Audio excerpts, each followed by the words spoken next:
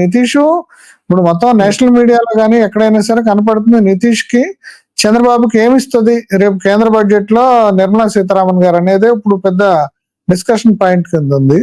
అందుకని ఇప్పుడు ఈ రెండు రాష్ట్రాలు సమస్య ఉంది, ఎందుకంటే వీళ్ళిద్దరి మీదే గవర్నమెంట్ ఆధారపడి ఉంది కాబట్టి అదొక ఇష్యూ ఉంది కదా. దాని లివరేజ్ ఏమన్నా వీళ్ళు పొందే అవకాశం ఉందా కేంద్ర బడ్జెట్ లో? అంటే తెలుగు రాష్ట్రాల్లో కనుక బీజేపీ ఓటేయకుండా ఉండుంటే, తెలుగు రాష్ట్రాలకి బీజేపీ ఓటేయకుండా ఇక్కడ 8 అక్కడ 3 11 వచ్చాయి కదా, ఈ 11 రాకుండా ఉంటే 229 దగ్గర ఆగిపోయి ఉంటే అప్పుడు ఆట ఉండేది. కానీ వాళ్ళకి 240 ఇచ్చాయి, ఇంకా 30 మంది బయట ఉన్నారు. సో 272 ఈ రోజు కూడా ఫిగర్ ఉంది. వీళ్ళిద్దరు బయటికి వెళ్ళినా కూడా 272 కనిపిస్తుంది ఫిగర్. కాబట్టి వీళ్ళు సర్దుకోవాల్సింది తప్పించి వాళ్ళని భయపెట్టడానికి లేదు. వాజ్పేయి గారి లాగా లేదు పరిస్థితి ఇక్కడ. సో 240కి 32 కూరుకుంటే బయట వాళ్ళని సరిపోతుంది, వాడికి నష్టం ఏముంది. రెండోది, ఇప్పటికిప్పుడు ఎవడు గవర్నమెంట్ ఎలక్షన్ కావాలని ఏ పార్టీ కోరుకోవట్లేదు. ఏ పార్టీ కూడా ఇప్పుడు ఎలక్షన్ కావాలి, ఎలక్షన్ డబ్బులు పెట్టుకుంటారు. ఆంధ్రప్రదేశ్ విభజన చట్టం కింద ఇప్పుడు మనకి తెలంగాణకి కొంత కేంద్రం నుంచి సహాయం అందాల్సిందే, అది పూర్తిగా అందలేదు. దానికి సంబంధించిన బ్యాలెన్స్ ఏమైనా వచ్చే అవకాశం ఉందండి? అవి ఇస్తారండి. అవి ఏవైతే ఉన్నాయో ఎలిజిబుల్ అవి ఇస్తారు, లేటుగా అయినా ఇస్తారు. మొత్తానికి అవి వస్తాయి. ఒక 5-6 వేల కోట్లు ఏమి మునిగేది ఏమి లేదండి. 5-6 వేల కోట్లు మునిగేది ఏమి ఉండదు, వాళ్ళు ఇస్తారు. చంద్రబాబు పరిస్థితి ఏంటంటారు ఇప్పుడు మరి ఆంధ్రప్రదేశ్ లో? ఆయన పరిశ్రమలు తీసుకురావాలి ఇవన్నీ అనుకుంటున్నారు. ఆ హైప్ దెబ్బతీస్తుంది. ఎప్పుడు కూడా తెలుగుదేశం పార్టీ ఎప్పుడు కూడా ఒక హైప్ క్రియేట్ చేస్తుంది. ఆ హైప్ కి తగ్గట్టుగా పనిచేయకపోవడం వల్ల నెక్స్ట్ ఎలక్షన్ తీసేస్తున్నాం. ఎప్పుడు కూడా ఒక టర్మ్ మించి ఆయన ఎప్పుడు ఉండలేదు. కారణం ఏంటంటే ఇదే కారణం, హైప్ క్రియేట్ చేయడం అనేది చాలా తప్పది. కేంద్ర కేటాయింపుల ప్రభావం ఇప్పుడు 25న ఇప్పుడు పెట్టబోయే ఆంధ్రప్రదేశ్ బడ్జెట్ మీద ఎలా ఉంటుందండి? అక్కడ వచ్చే గ్రాంట్స్ ఏదైతే ఉన్నాయో దాన్ని బేస్ చేసి ఇక్కడ వేస్తారు. రేవంత్ రెడ్డి గారు అది చెప్పారు, మాకు అక్కడ బడ్జెట్ వేసాక మాకు ఎంత గ్రాంట్ వస్తుందో చూసి దాన్ని బట్టి బడ్జెట్ వేస్తామన్నారు. వేరే మార్గం లేదు ఈసారి, వేరే మార్గం లేదు. వాళ్ళ గ్రాంట్ ఎంతో తెలియట్లేదు.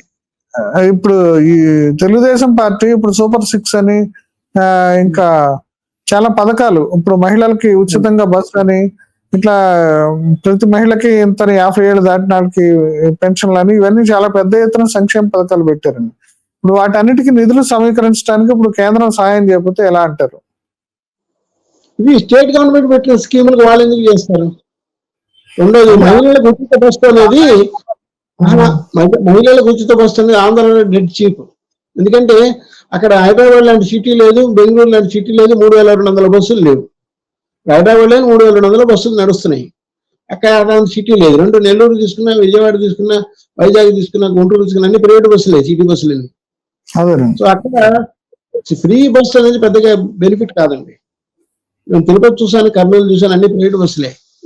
కాబట్టి ప్రైవేట్ బస్సుల్లో వాళ్ళు ఎడితిరిగి ఇవ్వరు కదా. ఈ మిగిలింది ఎక్స్ప్రెస్ బస్సుల్లో రిస్ట్రిక్షన్ పెడతారు, పలానా రోజు పోవచ్చు అని. అంత ఇప్పుడు మళ్ళీ వీటన్నిటికీ కేటాయింపులు కావాలి కదండి, ఎందుకంటే ఆర్టీసీకి ప్రభుత్వం రియంబర్స్ చేయాలి కదా. చేస్తారు, తప్పదు కదా. అది కాకుండా సంక్షేమ పథకాలు ఒకటి పెద్ద ఎత్తున ప్రామిస్ చేశారు జగన్ కంటే ఎక్కువగా, వాటన్నిటికీ డబ్బులు ఖర్చు పెడతానికి నిధులు ఎట్లా అంటారండి? ఇప్పుడు అమ్మకు 100 గైడ్ లైన్స్ ఇచ్చారు, ఫ్యామిలీకి 15,000 అన్నారు అంతే. ఎలక్షన్ లో చెప్పినట్టుగా ఒక బిడ్డకి 15,000, ఇద్దరికి 30,000, ముగ్గురికి 45,000 లేదు. ఒక ఫ్యామిలీకి ఒక 15,000 మాత్రమే చెప్పారు. వాగ్దానాలన్నిటికీ కోత పడే అవకాశం ఉందంటారా? కోత పడింది ఆల్రెడీ. అమ్మకు ఇప్పటికి ఏ వాగ్దానాలకి కోత పడింది, ఇంకా ముందు ఇంకే వాగ్దానాలకి కోత పడే అవకాశం ఉందంటారు? డబ్బు ఎంత వస్తుందో చూడాలి. మరి ఈ బడ్జెట్ లో ఫండ్స్ ఎంత వస్తాయనే దాన్ని బట్టి ఉంటుంది. మనకి బడ్జెట్ లో అలొకేషన్ సరిగా ఉంటే పర్లేదు, ఆదాయం పెరగకపోతే కష్టం. జిఎస్టీ పెరిగి, ఇన్కమ్ ట్యాక్స్ పెరిగితే లాస్ట్ ఇయర్ లాగా, జగన్ గారికి లాస్ట్ ఇయర్ క్వశ్చన్ అయింది, 20,000 కోట్లు ఎక్స్ట్రా వచ్చింది, 20,400 కోట్లు ఎక్స్ట్రా వచ్చింది అంతకుముందు ఏడతో పోలిస్తే. అందువల్ల ఆయన మచిలీపట్నం పోర్టు సొంతంగా స్టార్ట్ చేశాడు ధైర్యంగా, సెంట్రల్ గవర్నమెంట్ ₹10 ఇవ్వకపోయినా. మా రామాయపట్నం స్టార్ట్ చేశాడు, కాకినాడలో స్టార్ట్ చేశాడు 4 బెర్తులు ఎక్స్ట్రా. ఇవన్నీ స్టార్ట్ చేయడానికి కారణం ఏంటంటే ఇదే కారణం. అక్కడ మూలాపేట కూడా, ఇది విజయనగరంలో పోర్టు కూడా ఆయన సొంతంగా స్టార్ట్ చేశాడు. 15 మెడికల్ కాలేజ్ స్టార్ట్ చేశాడు. కారణం ఏంటి? 20,000 కోట్లు అడిషనల్ ఇన్కమ్ వచ్చింది అంతకు ముందు ఆడతో పోలిస్తే. అందువల్ల ఇవన్నీ చేశాడు ఆయన. ఇప్పుడు అదే ఇప్పుడు ప్రత్యేక హోదా అనేది ఇంకా అది ముగిసిపోయిన అధ్యాయం అంటారా? ఇప్పుడు అదేదైనా ఇచ్చే అవకాశం ఎందుకంటే ప్రత్యేక హోదా ఇస్తే మనకి బెనిఫిట్ అని చెప్పేసి చెప్తున్నారు కదా. ఇప్పుడు పవన్ గారే ఒకసారి చెప్పారుగా, పాచిపోయిన లడ్డూలేనే అయిపోయింది. అది అయిపోయింది, ఎప్పుడు అయిపోయింది ప్యాకేజీ ఇంటి ప్రత్యేక హోదా కూడా అడుగుతూనే ఉంటామని చెప్పేసి కూడా అంటున్నారు కదా తెలుగుదేశం వాళ్ళు. ఒక మేలు చేయొచ్చు ఆంధ్రాకి. నా ఉద్దేశం ఫారిన్ నుంచి వచ్చి కంపెనీలు పెడతామనే వాళ్ళని అలాగా ఆంధ్రాకి పంపించవచ్చు. అది ఆ అవకాశం ఉంది. 4 కంపెనీలు పంపించానుకోండి, బీజేపీ కూడా పేరు వస్తుంది కదా. అట్లా 4 కంపెనీలు ఫారిన్ నుంచి వచ్చినవి ఆంధ్రాకి పంపించి, అవునా, ఆంధ్రాలో కూడా పేరు ఉంటుంది కదా, చేశాము అని. అట్లా మోడీ గారు మాట్లాడారు కొరియాలో మాట్లాడిన తర్వాత పక్కన వెళ్ళాడు, వచ్చింది కియా కదా. అట్లా ఇది కూడా ఇంకా 2-3 ఇండస్ట్రీలు అలా పంపించవచ్చు. అంటే డైరెక్ట్ గా ఇప్పుడు నిధులు కేటాయించిపోయినా సరే ఇట్లా ఇండైరెక్ట్ గా ఇంకేమీ హెల్ప్ చేసే అవకాశం ఉందంటారు. అదే అవకాశం ఉంది. అదేనండి, ఇప్పుడు ఇన్ఫ్రాస్ట్రక్చర్ ప్రాజెక్ట్స్, కొన్ని నేషనల్ ఇన్స్టిట్యూట్స్, అవి వీటికి సంబంధించి ఏమి మనకు కేటాయించే అవకాశం ఉందండి ఆంధ్రప్రదేశ్ కి? ఆల్రెడీ 11 యూనివర్సిటీలు వచ్చేసినాయి కదండి. ఇంకా రావాల్సిన ఏమన్నా ఉంటే ఇంకో 3 ఉన్నాయి అంతే. ఫ్యాషన్ టెక్నాలజీ ఇట్లాంటివి ఇంకో 3 ఉన్నాయి. ఇది మెరైన్ ఇంజనీరింగ్, దాని యూనివర్సిటీ, ఇట్లాంటి ఇంకొక 3-4 ఉన్నాయి. అది వేరే రాష్ట్రాల్లో ఉన్నాయి. ఇవి గోవాలో కానివ్వండి, లేకపోతే హైదరాబాద్ లో ఫ్యాషన్ టెక్నాలజీ ఉంది. ఇట్లాంటివి రావచ్చే అవకాశం ఉంది. చిన్నవి, అవి పెద్ద ఖర్చు కాదు అవి, బట్ రావచ్చు, ఛాన్సెస్ ఉంటాయి. అవి ఇప్పుడు ఓవరాల్ గా ఇప్పుడు చంద్రబాబు ముందున్న అంటే ఇప్పుడు ప్రత్యేక హోదా అనేది రాదు, కనీసం ప్రత్యేక ప్యాకేజీ అన్నా తెచ్చుకుంటాడు అని అనుకున్నారు. కానీ ఆ ప్రత్యేక ప్యాకేజీ వచ్చే అవకాశం ఉందంటారా? ప్యాకేజీ అంటే ఏముంటదండి. ఇప్పుడు బీబీ నగర్ నడుకుడు రైలుకి 1000 కోట్లు ఇచ్చేస్తారు. సపోజ్ బీబీ నగర్ నడుకుడు రైలుకి 1000 కోట్లు ఇచ్చేస్తారు. అలా కాళహస్తి లైన్ కొత్తగా ఇస్తున్నారు కదా, దానికి 1000 కోట్లు బడ్జెట్ లో ఇస్తారు. ఇట్లా చేయొచ్చు. ఇట్లా సాయం ఉందన్నమాట. అది ఇట్లా సాయం చేస్తారు.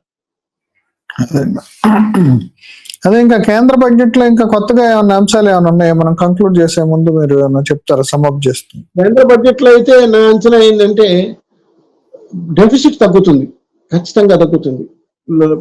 మన డెఫిసిట్ లాస్ట్ ఇయర్ 15 లక్షల కోట్లు బాండ్స్ ద్వారా సేకరించారు. 1540 గట్టిగా చెప్పాలంటే ఫిగర్ 15,40,000 కోట్లు బాండ్స్ ద్వారా సేకరిస్తే 14 లక్షలు తీసుకుంటామని చెప్పారు ఆల్రెడీ మన ఇంటీరియర్ బడ్జెట్ లో. కాబట్టి అది జరుగుతుంది.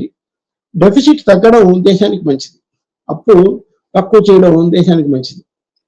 సో డెఫిసిట్ తగ్గించి ఆదాయ మార్గాలు పెంచే అవకాశాలు మాత్రం ఎత్తుతారు. ఇప్పుడు షేర్ల మీద ఆల్రెడీ ట్యాక్స్ వేశారు. షేర్ల మీద ఎంత వచ్చిందో అందరూ అడుగుతుంటే నిన్న ఫిగర్ వచ్చింది 23,000 కోట్లని. షేర్లలో 0.1% ట్యాక్స్ వేశారు. షేర్ కొనుక్కున్నా 0.1% అంటే ప్రతి 1000 షేర్లలో ఒక షేర్ మనం చంద్రబాబుకి ఇచ్చేసినట్టే లెక్క అన్నమాట. 0.1% అంటే అట్లాంటివి వెతుకుతారు. అదే ప్రస్తుత పరిస్థితుల్లో ఆంధ్రప్రదేశ్ బడ్జెట్ ని కూడా ఊరనే పెంచుకుంటూ పోకుండా అంటే ప్రాగ్మాటిక్ గా ఎంత అయితే ఖర్చు పెట్టగలుగుతామో అంత పెడతాము అని చెప్పేసి చెప్తున్నారు. ఇంత ముందులాగా ప్రతి బడ్జెట్ కి కోటాను కోట్లు, లక్షల కోట్లు పెంచుకుంటూ పోవటం కాకుండా అంటున్నారు. దాని మీద మీ దగ్గర ఉన్న సమాచారం ఏంటండి?